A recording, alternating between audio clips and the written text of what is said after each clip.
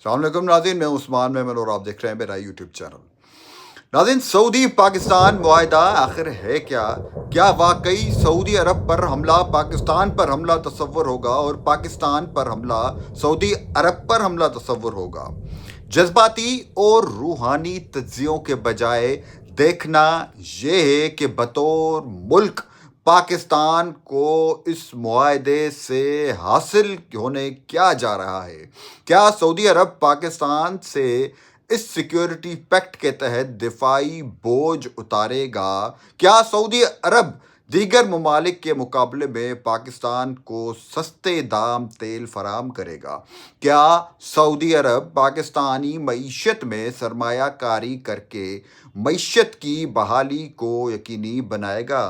क्या पाकिस्तान अमेरिका के बजाय सऊदी कंपनियों को इस्तेमाल करके मुल्क में तेल और मादनियात निकाल पाएगा? अमलन क्या सऊदी अरब भी पाकिस्तान के लिए भारत से दुश्मनी के लिए तैयार हो सकता है?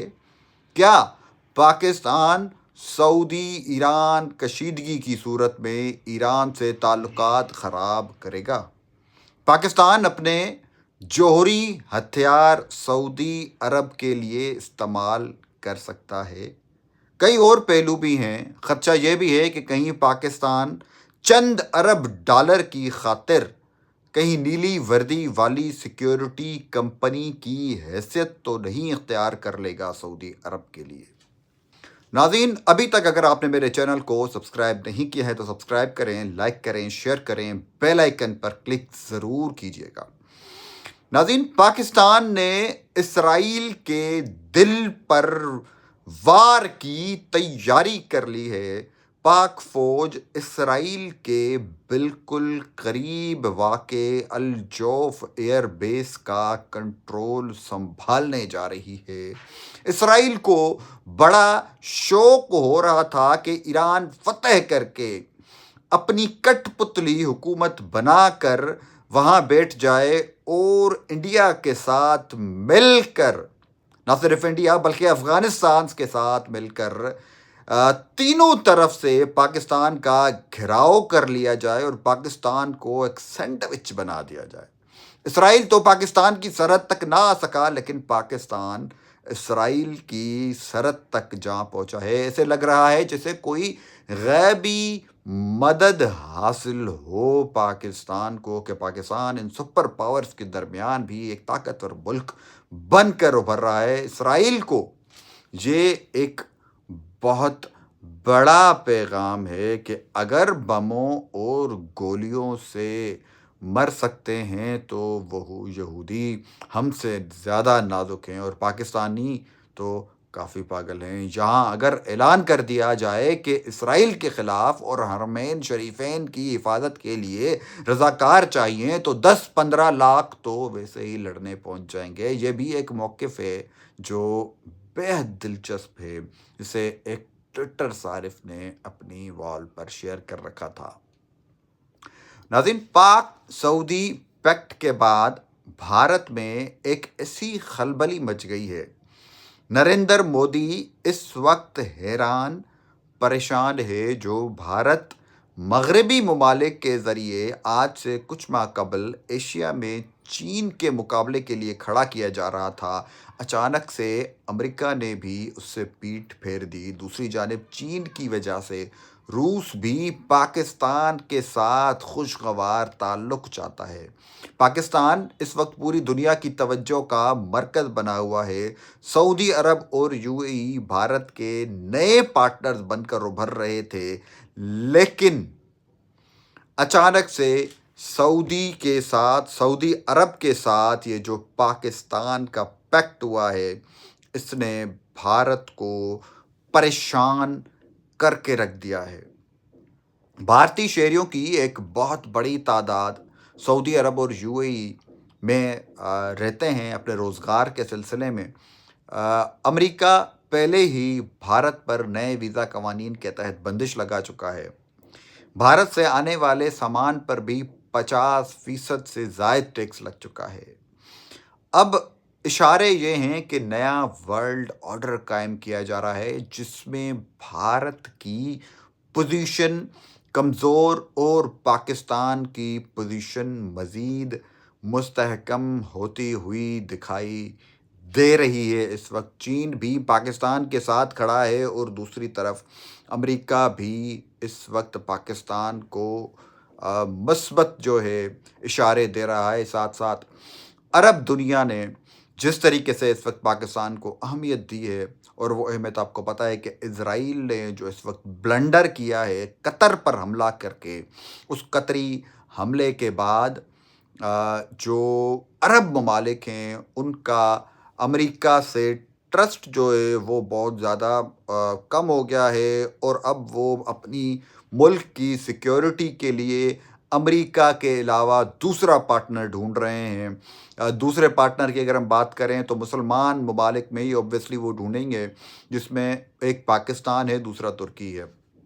ترکی کی بیسیکلی اگر ہسٹوریکلی دیکھا جائے، جب ترکی ٹوٹا تھا تو جس کو ہم کہتے ہیں خلافت عثمانیہ ٹوٹی تھی، تو اس کے بعد یہ عرب ممالک بنے، اور کافی سارا عرب ممالک کا جو حصہ تھا وہ اس وقت خلافت عثمانیہ میں تھا۔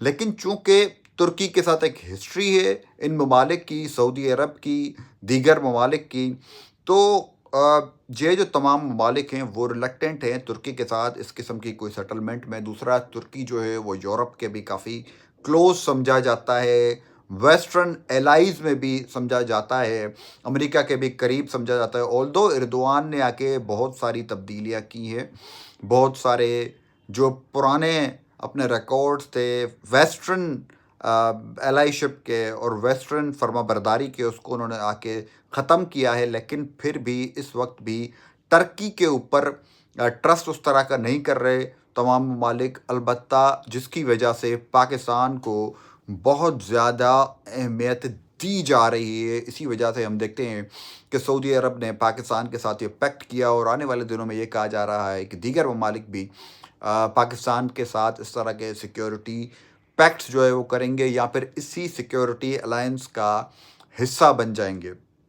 ناظرین، مغرب ہو، مشرق وسطیٰ ہو اور ایشیا ہو، تمام ملک، تمام دنیا جس طرح کے حالات اس وقت پیدا ہو رہے ہیں، اس سے ایک چیز تو واضح ہے کہ دنیا نئے پاور سینٹرز تلاش کر رہی ہے، اور ان پاور سینٹرز کے گرد کام تیز ہو چکا ہے۔ اس کے ساتھ ہی تیسری جنگ عظیم کا جو خطرہ ہے اور جو ہونی ہے، جو یقینی ہے، وہ بھی اس کی تیاریاں، اس کا پروسیس، اس کی ڈائریکشنز بھی زور پکڑ چکی ہیں، کیونکہ جب بھی دنیا میں طاقت کا توازن بگڑتا ہے اور نئی پاورز ابھرتی ہیں تو نظام خود کو بیلنس کرنے کے لیے ایسی جنگوں کا متحمل ہو جاتا ہے۔ اس وقت امریکہ کی بوکھلاہٹ، اسرائیل کا ظلم، بھارت کی پریشانی، عرب ممالک میں پائے جانے والی بے چینی، اور پاکستان کا دنیا میں مسلم ممالک کے محافظ کے طور پر ابھرنا، اور اس کے ساتھ ساتھ اگر ہم چینی اور رشین طاقت، اور جس طریقے سے چین ایک معیشت کا پاور اور ملٹری بائٹ بن کر ابھر رہا ہے، اس کے لیے یہ جو نیا آرڈر ہے اس کی طرف جو ہے چیزیں تیزی سے بڑھ رہے ہیں۔ نئی طاقت کے اوپر جس طرح سے پاکستان ابھر رہا ہے نئی طاقت کے طور کے اوپر، اس میں اشارے یہ ہیں کہ پاکستان کا جو رول ہے وہ آنے والے دنوں میں بہت امپورٹنٹ ہونے جا رہا ہے۔ ایک چیز تو طے ہو گئی ہے کہ اب تبدیلی آنے والی ہے، پاکستان میں نہیں، انٹرنیشنل آرڈر میں تبدیلی آنے والی ہے۔ اب کب یہ تبدیلی آئے گی اس کے لیے کام شروع ہو چکا ہے، ڈائریکشن سیٹ ہو گئی ہے، اور امریکہ کی جو بے چینی ہے اس سے بھی کلیئرٹی ہو گئی ہے کہ اب چیزیں بہت زیادہ وقت نہیں لگنے والا۔ لیکن اب بھی کچھ جو ایکسپرٹس ہیں وہ کہتے ہیں کہ ہو سکتا ہے کہ یہ معاملات، کیونکہ انٹرنیشنل لیول کے معاملات ہیں تو ایگزیکٹ ٹائمنگ کوئی نہیں بتا رہا، لیکن یہ تبدیلی، یہ وار لائک سچویشن، یہ سیٹلمنٹس، یہ ایڈجسٹمنٹس، اور یہ پورا جو ورلڈ آرڈر تبدیل ہونے جا رہا ہے، یہ بہت جلد ریکگنیشن کی طرف جائے گا۔ ہو سکتا ہے چند ماہ ہوں، چند سال ہوں، یا بہت ریئر ہے شاید چند دہائیاں بھی ہوں، لیکن اب دہائیوں کا چانس بہت کم ہے۔ اب بات زیادہ سے زیادہ چند سالوں تک کی رہ گئی ہے. ناظرین، یہ اس وقت تک کے جو حالات تھے میں نے آپ کے سامنے بیان کیے. پھر ایک نئی ویڈیو نئی اپڈیٹ کے ساتھ حاضر ہوں گا. تب تک کے لیے اللہ حافظ. ابھی تک اپنے چینل کو سبسکرائب نہیں کیا تو سبسکرائب کریں، لائک کریں، شیئر کریں، بیل آئیکن پہ کلک کریں.